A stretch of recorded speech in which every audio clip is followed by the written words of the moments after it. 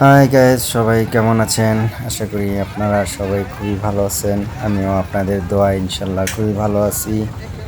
তো এখন যেখানে যাচ্ছি এটা হচ্ছে সিলেট ভোলাগঞ্জ। এখানে সাদা পাথরের পাশাপাশি পানির ঝর্ণা আছে এবং স্রোত আছে। তো আমরা এখন বর্তমানে উঠেছি ট্রলারে। তো আসলে সচরাচর ঘুরতে আসা হয় না, কিন্তু ঘুরতে এসে আমি যেটা উপলব্ধি করতে পারলাম যে বাংলাদেশে এত সুন্দর সুন্দর জায়গা আছে।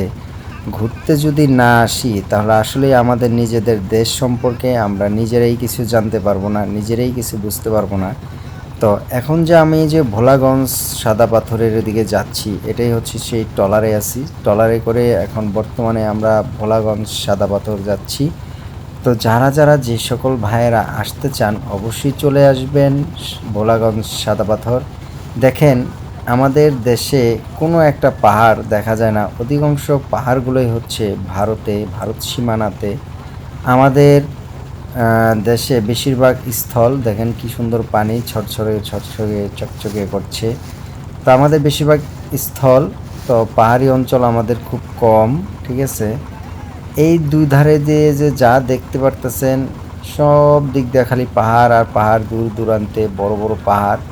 তো মোবাইলে মাধ্যমে এত পাহাড় মানে কিভাবে যে দেখাবো আমি আপনাদেরকে, দেখানোর মতো না। মেঘে ছেয়ে আছে, মনে হয় যে মেঘালয় একদম পাহাড়ের সাথে ঘিসে চলে যাচ্ছে, উড়ে যাচ্ছে, বা পাহাড়ের সাথে ধাক্কা খাচ্ছে, এরকম একটা অনুভূতি মনে আসতেছে।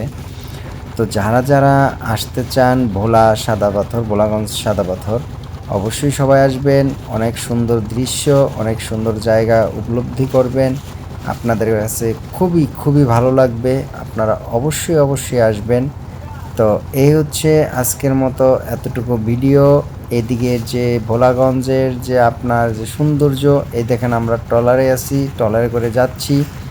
সাদা পাথর যেতে গেলে অবশ্যই ভাড়া লাগে ট্রলারে জনপ্রতি ১০০ টাকা করে। ওরা ৮ জন করে নিয়ে যায়, এর বেশি আর লোক নেয় না। আমরা বাইক নিয়ে আসছি, বাইক আমরা পার্কিং করে পরবর্তীতে ট্রলারে উঠে তারপর আমরা সাদা পাথর যাচ্ছি। তো গাইজ, সবাই ভালো থাকবেন, সুস্থ থাকবেন।